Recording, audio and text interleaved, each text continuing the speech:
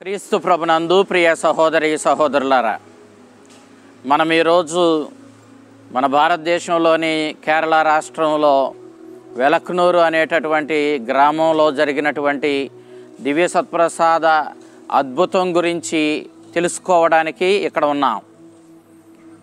క్రీస్తురాజు దేవాలయం, Christ the king దేవాలయంలో November నెల 15వ తారీఖు ఉదయం దివ్య పూజాబలిని అర్పిస్తూ ఉండగా ఆ దివ్య పూజాబలిని అర్పిస్తున్నటువంటి గురువు దివ్య సత్ప్రసాదం మీద ఒక చిన్న మచ్చను చూశాడు.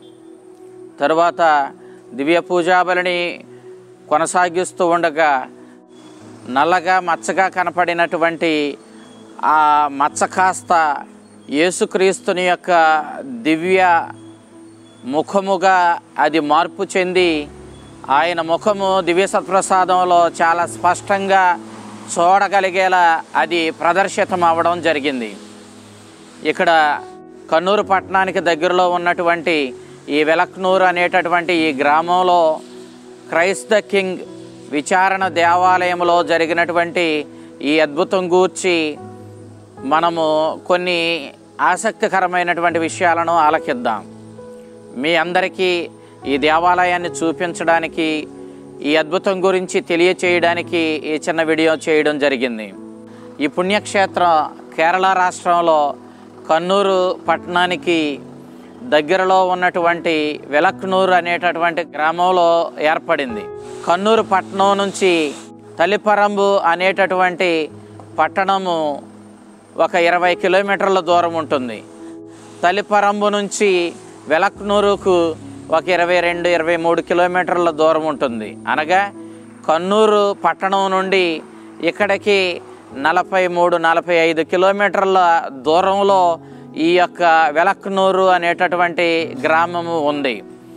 ఈ గ్రామంలో విచారణ దేవాలయములో విచారణ గురువు ఫాదర్ థామస్ శుక్రవారం రోజున అనగా నవంబర్ నెల 15వ తారీఖు 2013వ సంవత్సరంలో దివ్య పూజాబలిని ఉదయం అర్పిస్తూ ఉండగా దివ్య పూజలో అనూహ్యంగా దివ్య సత్ప్రసాదములో ఒక చిన్న మచ్చను చూచాడు.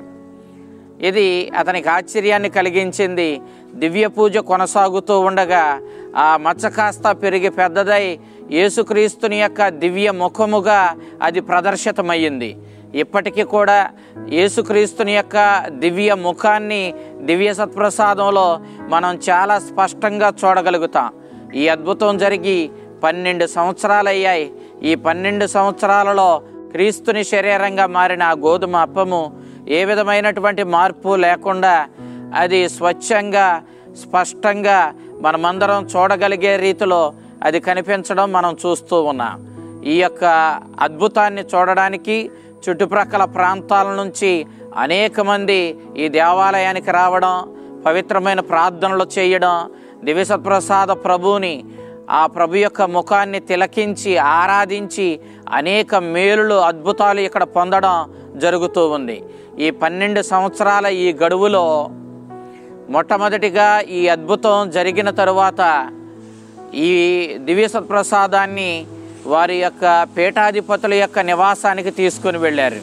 అటు తరువాత అక్కడ నుంచి ఈ దివ్య సత్ప్రసాదాన్ని రోము నగరానికి తీసుకుని వెళ్ళడం, అక్కడ ఇంచుమించు 10 సంవత్సరాలు ఈ దివ్య సత్ప్రసాదం మీద పరిశోధనలు జరగడం, నిజంగా ఈ దివ్య సత్ప్రసాదము అద్భుతంగా క్రీస్తుని యొక్క ముఖాన్ని మనకు చూపించేటటువంటి ఈ అద్భుతంతో ఏర్పడినటువంటి దివ్య సత్ప్రసాదమా, లేక ఎవరైనా మానవ కల్పితంగా ఏదైనా పెన్సిల్ ద్వారా కానీ, పెన్న ద్వారా కానీ, ఇంకా వేరే ఏమైనా ఇంకు ద్వారా కానీ ఆ ప్రభు యొక్క ముఖాన్ని ఈ యొక్క పదార్థం మీద చిత్రీకరించారా, మానవ ప్రమేయంతో ఆ ప్రభు యొక్క ముఖము ఈ యొక్క దివ్య సత్ప్రసాదం మీద ముద్రించబడిందా అనేటటువంటి ఈ అనుమానాలన్నిటినీ కూడా నివృత్తి చేస్తూ 10 సంవత్సరాలు ఆ పైగా రోమ్ నగరంలో పరిశోధనలు జరిగి సైంటిఫిక్ పరిశోధనలన్నీ కూడా ఇది మానవ ప్రమేయంతో ఏర్పడింది కాదు,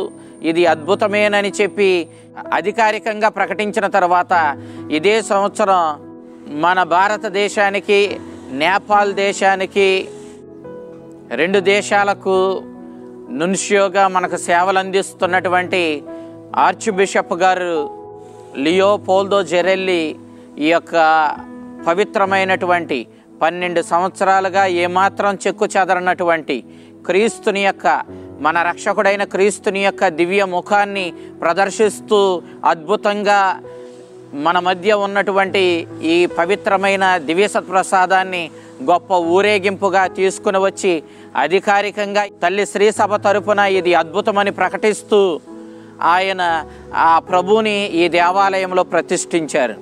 అప్పటి నుంచి లెక్కకు మిక్కుటమైనటువంటి ప్రజలు ఆ యొక్క ప్రభువుని దర్శించుకోవడం, దివ్య సత్ప్రసాద ప్రభుని ఆరాధించడం, ఆ ప్రభుకి మనవులు విన్నవించడం, అనేక అద్భుతాలు పొందడం ఈ పుణ్యక్షేత్రంలో నిత్యము జరుగుతూ ఉన్నటువంటి సంఘటన. ఈ సందర్భంగా ఈ గొప్ప అద్భుతాన్ని, ఈ అద్భుతం జరిగిన ఈ ప్రదేశాన్ని మీకు తెలియచేయడం కోసం ఈ దేవాలయాన్ని, ఆ అద్భుత దివ్య సత్ప్రసాదాన్ని మీకు చూపించడానికి మేము చిన్న ప్రయత్నం చేస్తూ ఉన్నా. మీరందరూ కూడా ఈ యొక్క దివ్య సత్ప్రసాద అద్భుతాన్ని గురించి తెలుసుకొని మీరు విశ్వాసంలో బలపడాలనేదే మా యొక్క ఉద్దేశం. నిజానికి మన విశ్వాసం అద్భుతాల మీద ఆధారపడి లేదు. పవిత్ర గ్రంథంలో ప్రభుని యొక్క ప్రతి మాట మనకెంతో విలువైంది, ఎదురులేనిది, మనం విశ్వసించవలసినటువంటి గొప్ప సత్యము. అయితే మనము అనేక సందర్భాలలో బలహీనులం కాబట్టి మన బలహీనతల వల్ల అనేక సార్లు ప్రభు యొక్క వాక్యాన్ని బాధ్యతగా స్వీకరించి, భక్తితో స్వీకరించి, విశ్వాసంతో దానిని జీవితంలో పాటించే విషయంలో మనం అనేక సార్లు నిర్లిప్తతను చూపిస్తూ ఉంటాం, నిర్లక్ష్యాన్ని ప్రదర్శిస్తూ ఉంటాం. అలాంటి నిరాశతో, అలాంటి నిర్లక్ష్యంతో ప్రభుని యొక్క దివ్య సత్ప్రసాదాన్ని మనం చూస్తున్నటువంటి తరుణంలో ఈ విధమైనటువంటి అద్భుతాల ద్వారా దేవుడు మరలా మనల్ని అందరినీ హెచ్చరిస్తూ ఉన్నాడు, మనకి ఈ సత్యాన్ని బోధపడేలా చేస్తూ ఉన్నాడు, మన విశ్వాసాన్ని బలపరుస్తూ ఉన్నాడు. నిజానికి మన బలహీనతను అర్థం చేసుకున్న ప్రభువు మనకి ఎలాంటి అద్భుతాలను ఇచ్చి మరలా మనకి ఒక గొప్ప పిలుపునిస్తూ మనల్ని మేల్కొనమని, సత్యాన్ని గ్రహించమని, దివ్య సత్ప్రసాదము స్వయంగా ఆయన శరీర రక్తాలని, స్వయంగా ఆయనేనన్న సత్యాన్ని మనకు వెల్లడి చేయడానికి ఆయన దయతో, కనికరంతో ఇస్తూ ఉన్నటువంటి గొప్ప అద్భుతాలు మన మధ్య ఎన్నో జరుగుతూ ఉన్నాయి. నిజానికి దివ్య సత్ప్రసాదాన్ని, క్రీస్తుని శరీర రక్తాలని, స్వయంగా క్రీస్తేనని విశ్వసించడానికి మనకి ఏ అద్భుతంతోనూ అవసరం లేదు. అయినప్పటికీ ఈ విధమైనటువంటి అద్భుతాలు, ఈ విధమైనటువంటి సంఘటనలు మన మధ్య జరపడం ద్వారా దేవుడు మనల్ని మరలా మేల్కొనేలా చేస్తున్నాడు, విశ్వాసంలో మనల్ని ఒక కుదుపుతున్నాడు, మనల్ని మరలా బలపరుస్తున్నాడు, తన వద్దకు ఆకట్టుతూ ఉన్నాడు, మనల్ని తన యొక్క విశ్వాసంలో బలపరిచి మన జీవితాలను ధన్యం చేస్తూ ఉన్నాడు. ఆ కరుణామయుడు ఈ అద్భుతం ద్వారా మనకిస్తున్నటువంటి ఆ మేలు కొలుపునకు ఆయనకు కృతజ్ఞత తెలుపుతూ మనం ఇప్పుడు ఈ పవిత్రమైన దేవాలయంలోనికి ప్రవేశిద్దాం, ఆ దివ్య సత్ప్రసాద ప్రభువుని ఆరాధిద్దాం. మన జీవితాలను ఈ పవిత్రమైన పుణ్యక్షేత్ర దర్శనం ద్వారా, పవిత్రమైన ప్రభు యొక్క శరీరాన్ని దర్శించుకోవడం ద్వారా మన జీవితాలను ధన్యం చేసుకుందాం, విశ్వాసంలో బలపడదాం, మరింతగా ఆ దివ్య సత్ప్రసాద ప్రభువుని స్వీకరిద్దాం.